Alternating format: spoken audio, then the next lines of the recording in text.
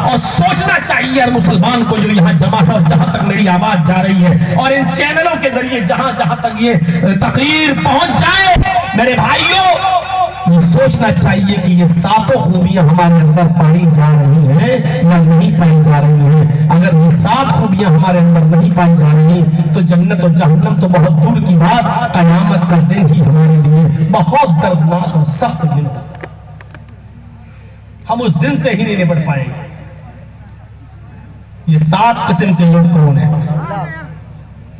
وعن ابی ہریرہ رضی اللہ تعالی عنہ ان رسول اللہ صلی اللہ علیہ وسلم قال 7 یظلهم اللہ فی ظلہ یوم لا ظل الا ظلہ الامام العادل۔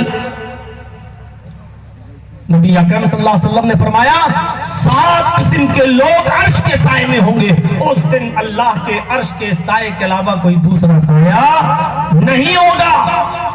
پہلا شخص جو اس عرش کے سائے میں ہوگا وہ کون؟ الامام العادل، عدل و انصاف کرنے والا امیر، عدل و انصاف کرنے والا حاکم، عدل و انصاف کرنے والا ذمہ دار شخص۔ عدل و انصاف آج ہمارے سماج اور معاشرے میں کہاں باقی رہ گیا ہے؟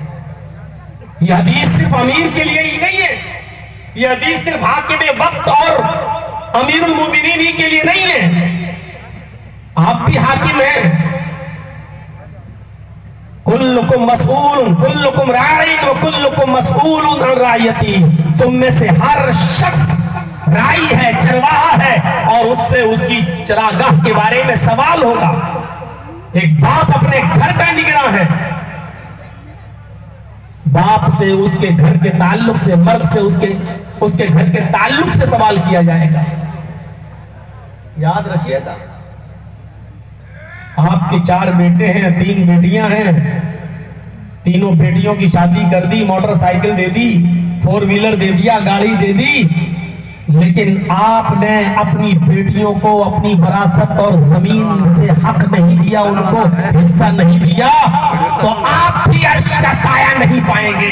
اللہ تبارک و تعالیٰ کے عرش کے سائے کے علاوہ کوئی سایہ نہیں ملے گا۔ آپ ظالم کی حیثیت سے میدان محشر میں کھڑے ہوں گے۔ ہر باپ یہاں تصور کرے اور سوچے،